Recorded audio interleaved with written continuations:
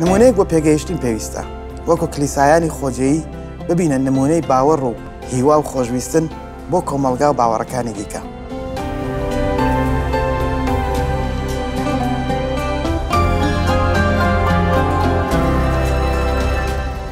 بەدوای ئەوەی کە پۆلس و سیلاس و تیمۆساوس سلاویان بۆ خەڵکی تەسالۆنیکی نارد، نوێژێکی تایبەتی سوپاسگوزاریش دەبینین لە بەشی یەکەم لە ئایەتی 2-3دا. لێرەدا پۆلس بە شێوەی کۆ قسە دەکات، چونکە بەناوی هاوبەشەکانی دیکەی خزمەتەکەی دەدوێت کە سیلاس و تیمۆساوسن. هەموو کات لە پێناوی هەر یەکێکتاندا سپاسی خوددا دەکەین و بەبێ بڕانەوە لە نوێژەکانماندا یادتان دەکەین. بەردەوام لەبەردەم خودای باوکماندا ئەو کارانەتان بیر دەهێنینەوە کە بەرهەمی باوەڕتانە، هەروەها ئەو ڕەنجانەتان کە لە خۆشەویستیەوەیە و ئەو دان بە خۆگرتانەدان کە سەرچاوەکەی دەگەڕێتەوە بۆ هیواتان بە ئەیسای مەسیحی خاوەنشکۆ. با بزانین واتای ئەم مشانە چین کە پۆلس بەکاریان دەهێنێت: باوەڕتان، خۆشەویستیتان، هیواتان. بەڵام یەکەم جار با بزانین ئەم کلێسایە چۆن دروست بووە. لۆقای مجدەبەخش لە کردداری نێردراوان بەشی 17 لە ئایەتی 1-4دا ئەم چیرۆکی تۆمار کردووە. پاژەوەی کە پۆلس و هاوڕەکانی بە شاری ئەمفیفۆس و ئەپۆلۆنیادا دێدەبڕن، گەیشتنە سالۆنیکی کە کنیشتێکی جوولەکەی لێبووە. پۆلس وەک کردەوەیەک پیشەیەک وەکو کردەوە پیشەیەک چووە لایەن. 3 ڕۆژی شەمە لەسەر یەک بە نووسراوە پیرۆزەکان گفتوگۆی لەگەڵ کنیشتەکە کرد. ئەمە واتای ئەوەیە کە خزمەتەکەی پۆلس هەر لە سەرەتاوە تایبەت بووە بۆ کۆمەلگای جوولەکە کە لەو کاتەدا کنیشتەیەکی گەورەیان هەبووە لە سالۆنیکی. پاشان بەردەوام دەبێت و دەڵێت ڕوونی دەکردەوە و دەری دەخستکە دەبوایە مەسیح ئازار بچێژێت و لە نێو مردووان هەستێتەوە. بۆیە پێی گوتن ئەو ئیسایی من پیشانی ئێوەی دەدەم و پێتان ڕادەگەێنم هەمان مەسیحەکەیە. دەبینین کە ئەو کەسانەکەەوە یەکەم کلیساکانیان دروست کرد لە سالۆنیکی، هەندێکیان قایل بوون، واتە خەڵکێکی جوولەکە بوون لەو کنیشتانەدا کە ئامادەکاریان دەکرد. بۆیە چوونە پاڵ پۆلس و سیلاس، هەروەها زۆرێک لە یونانی خواپەرستەکان، ئەو یونانی خواپەرستانش کە لە نەتەوەکان بوون و لەژێر کاریگەری کۆمەلگای جوولەکەدا بوون لە سالۆنیکی.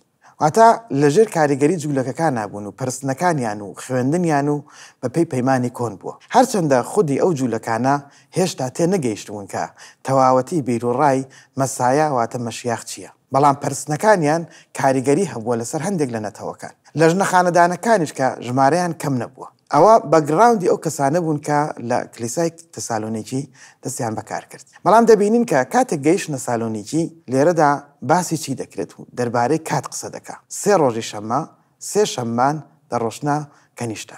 لۆقا تۆماری کردووەکە بەهۆی چەوساندنەوە پۆلس و سیلاس پێویست بوو ناوچەکە بەجێبێڵ. کاتێک ئەمە دەخوێنینەوە کە دەڵێت 3 هەفتە ئەو مەوزوعیان بەسەر هات. بەڵام کە تەواوی نامەکە دەخوێنینەوە پاشان تێدەگەین کە ئەوان چەند مانگێک لەوێ بوون. بەڵێ تۆمارکردنی لۆقا ڕێک ڕاستەقینەیە، بەڵام ئەو جەختی کردوتەوە بۆیە بە تەواوی کاتەکە دەردەخات. لەبەرەوە تۆماری نەکردووەکە لەو 3 هەفتەیە چی ڕوویداوە لە نێوان هاتنی ئەو کەسانە بۆ باوەڕ. کاتەکە تێپەڕیوە. کاتێک هەردوو نامەی یەکەم و دووەمی تەسالۆنیکی دەخوێنینەوە، دەیهێنین دەبینین کە چۆن ئەو خزمەتکارانە چالاک بوون بۆ ئەوەی ژیانی ئەو کەسانە بنیاد بنێن و فریە فێریان بکەن و ڕابەرایەتیان بکەن تا ببنە کەسێکی بەرچاو کە پۆلس و خزمەتکارەکانی دیکە سوپاسی خوددایان لە پێناو دەکەن لەبەر باوەڕ و خۆشەویستی و هیوایان. دیسان دووبارە دەگەڕێینەوە بۆ نوێژی سوپاسگوزاریەکە. دیارە کە بۆ کەسانێکی پێگەیشتوو لە مەسیحدا نووسراوە دەڵێت هەموو کات لە پێناوی هەر یەکێکتاندا سوپاسی خوددا دەکەین و بێبڕانەوە لە نوێژەکانماندا یادتان دەکەین. بەردەوام لەبەردەم خودای باوکماندا ئەو کارانەتان بەبیر دەهێنینەوە کە بەرهەمی باوەڕتانە. هەروەها ئەو ڕەنجانەتان کە لە خۆشەویستیەوەیە و ئەو دان بە خۆداگرتنانشتان کە لە هیواتان بە ئیسای مەسیحی خاوەنشکۆمانەوە سەرچاوە دەگرێت. مەبەستی پۆلس لەم قسەیەدا چییە؟ مەبەستی چییە کە دەڵێت لە کارەکانی باوەڕتان و ڕەنجی خۆشەویستیتان و دان بە خۆگرتەندان؟ ئەمە بەڵگەکانی پێگەیشتنە.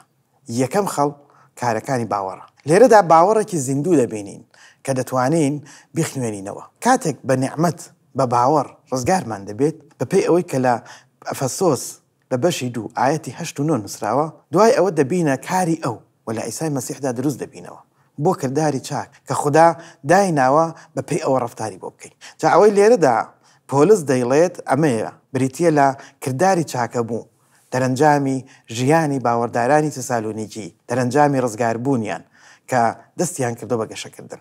کاتێک پۆلس ئەم نامانەیە بۆیان دەنووسی، سپاسی خودای دەکرد لەبەر کردداری باوەڕیان ئەو باوەڕدارانەی کە لە ئیسای مەسیحدا پێگەیشتبوون و ببوون بە نمونەی باوەڕ. با بچینە یەکەم نامەی سالۆنیکی بەشی یەکەم، چونکە لە یەکەم بڕگەوە دەبینین کە چۆن ئەوان نمونەی کردداری باوەڕ بوون. لە ئاەتی 7 و 8 ئەم وشانەدا دەیخوێنینەوە کە دەڵێت تاکو ببنە نمونە بۆ هەموو باوەڕداران لە مەکەدۆنیا و لە ئەخایە. کلیسای فیلیپی و کلیسای سالۆنیکی و کلیسای بیریا لە ناوچەی مەکەدۆنیا بوون. کلیسای کۆرنسۆسیش لە ناوچەکەی ئەخایادا بوو. بۆیە کلیسای سالۆنیکی بوو بە نمونە بۆ هەموو ئەو باوەڕدارانەی کە لە کلیساکانی مەکەدۆنیا و ئەخایادا بوون.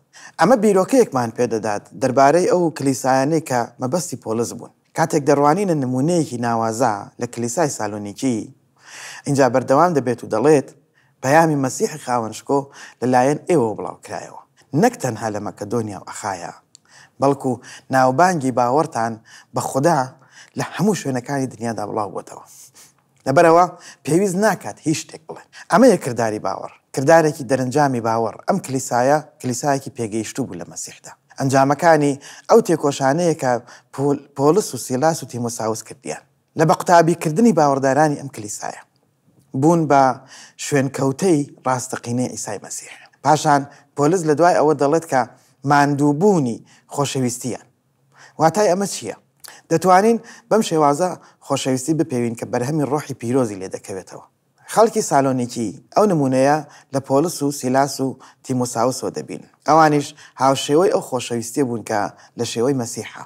لێرەدا دەبینن کە پۆلس و سیلاس و تیمۆساوس نمونەی خزمەتکردن بوون. خەڵکی سالۆنیکی لەکوێ فێر بوون کە چۆن بژین و باوەڕ و خۆشەویستی و هیوا دەربخەن، نەک تەنها لە فێرکردندا، بەڵکو بە پەیڕەوکردنی کردەیی کە لە پۆلس و سیلاس و تیمۆساوسی خزمەتکاریان بینی، پێشەوا و نمونونەکانیان دەربارەی خزمەت کە لە سالۆنیکی بەشی 2 ئاەتی 8 دەیخوێنینەوە. بەڕادەیەک نێوانمان خۆشویست کە ئامادە بوون نەک تەنها مزگەینی خوددا بەڵکو خۆشمان لەگەڵتاندا بەش بکەین، چونکە ئێوە لەلایەن ئێمەوە زۆر زۆر ئازیز بوون. ئەمەیە خۆشەویستی. ئەمە بەڵگەیەکی ناوازەیە بۆ ئەو کردداری کە لە خۆشەویستیەوە هاتووە. کاتێک ئێمە ئەمە دەخوێنینەوە دەبینین گەڕاینەوە بۆ ئەو وشانەی کە ئیسای مەسیحیش کۆمەند لە ژووری سەرەوە فەرمووی. لە یوحەنا بەشی 15 ئاەتەکانی 12 و 13دا دەیخوێنینەوە کە دەڵێت ڕاستپاردەی من ئەمەیە، یەکترینتان خۆش بێ وەک من خۆشم بیستن. کەس خۆشەویستی لەمە گەورەتری نییە کە یەکێک ژیانی خۆی بۆ هاوڕەکانی دابنێت. کاتێک پۆلس بۆ خەڵکی سالۆنیکی نووسی وتی کاتێک ئێمە هاتینە لاتان تەنها بە پەیامێک نەهاتین، بەڵکو پابندبوونمان هەیە کە ژیانی خۆمان بەخت بکەین و بیکەینە قوربانی بۆ ئەوەی ئێوە ئنجیلی مەسیح ببیسن. ئەو پەڕی هێز و ئەو پەڕی ناوازەیە. خودی یوحەناش ئەم وشانەی نووسیوە کە دەڵێت بەمە خۆشەویستیمان زانی ئیسای مەسیح ژیانی خۆی بۆ ئێمەدانە، ئێمەش دەبێت ژیانی خۆمان بۆ خوشک و براکانماندا بنین. هەروەها لە سالۆنیکی یەکەم ئاەتی 6دا نمونەی خۆشەویستیەکە دەبینین کە دەڵێت بەڵام ئێستا تیمۆساوس لە لای ئێوە هاتەوە بۆ لامان، مژدەی باوەڕ و خۆشەویستی ئێوەی پێداین. هەروەها چۆن هەردەم چاکە یادمان دەکەن و پەرۆشی بینینمانن، هەروەک چۆن ئێمەش پەرۆشین بۆ بینینی ئێوە. هەواڵی خۆشەویستیتان و کردداری باوەڕتان دان بە خۆداگرتنتان و هیواتان دڵشادمان دەکات. لە ڕێگەی تیمۆساوسەوە هەواڵی خزمەتەکەتان گەیشتە ئێمە، نەک تەنها هەواڵی فێرکردن بەڵکو دەربارەی ژیانیشان هەر بەو شێوە خزمەتەکەیان گواسترایەوە بۆ پۆلس. خاڵی سێهەم کە پۆلس خۆی بابەتی ئەوە سپاسی خودای کردووە لە پێناوی خەڵکی سالۆنیکی، دەڵێت دان بە خۆداگرتنی هیواتان. واتای ئەمە چییە؟ بە ئەم پێناسەی دان بە خۆداگرتنە کە هیوایە بیخوێنینەوە. هیوا لە مەسیحدا بەڕوونی دەردەکەوێت لە ڕێگەی ئەوەیە کە مسۆگر دەبێت و لە مەسیحدا هەمانە. هەروەها لە ڕێگەی باوەڕمان بە هیوای پیرۆز کە هەمانە لە دووبارە هاتنەوەی مەسیحی خاوەنشکۆ بۆ ئەوەی کلیساکەی لەم جیهانەدا بەرز بکاتەوە. کلیسای سالۆنیکی گەیشتە پایەیەکی پێگەیشتن لە ژیانیدا. بەڕادەیەک کە ئەوانەی لەگەڵیاندا بوون هەستیان بە مسۆگر بوون و ئاسوودەییان دەکرد لە مەسیحدا. ئەمەش ئەوانی کردە پێشەوا و نمونەی چاوەڕێکردنی دووری هاتنی مەسیح کە پێی دەڵێن هیوای پیرۆز. دەربارەی ئەم هیوا پیرۆزە لە بەشی یەکەمی ئاەتی 6 و 9دا دەخوێنینەوە ئێوەش لاسایی ئێمە و مەسیحی خاوەنشکۆتان کردەوە لە تنگانەیەکی گەورەتا بە خۆشی گیانی پیرۆزەوە.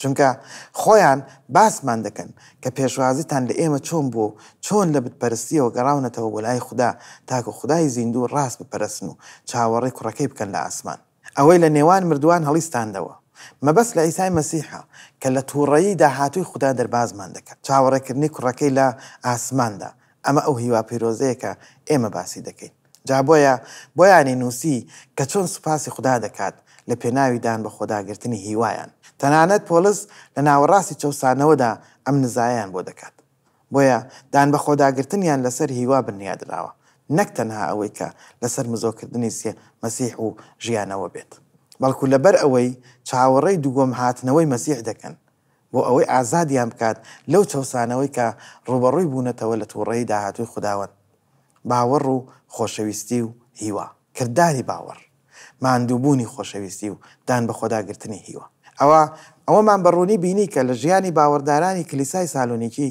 دەتوانین بڵێن ئەوان پەیڕەوی کتێبەکەن کە بە پێی پێگەیشتنی مەسیحی خاوەن کشکۆ هەر کەسێک و هەر کلیسایەک دەبێ بیپێوێت پۆلسی نێردرا و پەترۆسی نێردرا و زۆر ئەم شتانە بەکاردەهێنن بۆ ئەوەی کە باس بە پێگەیشتنی بەر مەسیح بدەنەوە دەتوانین بڵێن کە خوددا ئەم خاڵانەی ڕوون کردەوە وەک نمونەیەکی مەسیحی بۆ باوەڕداران و کلیساکان بەگشتی ئەمەش دەمانبات بۆ پرسیاری تێڕامان و پەیڕۆکردن و جێبەجێکردنی پرسیارەکە ژەمەیە چۆن پێوەری پۆلس بۆ پێگەیشتنی کلیساکان جیایە لەو شێوازەی کە زۆر لە کلیساکانی ئەمڕۆ سەرکەوتنەکانیانی پێدەپێون کاتێک پۆلس و پەترۆس نامەکانیان دەنووسی هەرگیز سوپاسی خوددایان نەدەکرد بۆ ژماری باوەڕدارەکانیان یاخۆت بۆ ژمارەیەکی دیاریکراو کە بەدەست هێنراوە هەرگیز سوپاسی خوددایان نەکردووە بۆ قەبارەی کلیساکەیان یان تەنانەت هەندێک جار کلیسا گەورە دەبێت و باوەڕداری زۆریان تێدا دەبێت سپاس بۆ جۆری باوەڕ دەکرا کە لە نێوانیاندا هەیە سپاس بۆ باوەڕ و خۆشویستن و هیوا دەکرا نەک بۆ ژمارەکان و سەرژمێری و ژمارە ئەوە واتایەوە نییە کە ژمارە و سەرژمێری هەڵەن بەڵام ژمارەکان نیشانەی گەشەکردن و گەیشتن و پێگەیشتنی خەڵک و گۆڕینی ژیانیان نییە بەڵام ئەمڕۆ زۆر جێگا کلیسای زەبەلاح و ژماری زۆر دەبینین بەڵام قەبارەی باوەڕداران کەمە زۆر خەڵک خۆیان بە مەسیحی دەزانن بەڵام بەکردەی بۆ مەسیح نەژیاون بێگومان خوددا هەردووکیانی دەوێت ژمارەی زۆر و ژیانی باوەڕی ناوازە کە گەشەگردن و پێگەیشتن هەبێت کردداری باوەڕ دەبینین هەروەها ماندووبوونی خۆشەویستی و دیان بە خۆداگرتنی هیوا بابنەماکە دووبارە بکەینەوە بۆ ئەوەی بە گوێرەی ئەوە بژین پێویستە وەکو کلیسایانی خۆجێیی ببینە نمونەی باوەڕ و هیوا و خۆشویستن بۆ کۆمەلگا و بە باوەڕەکانی دیکە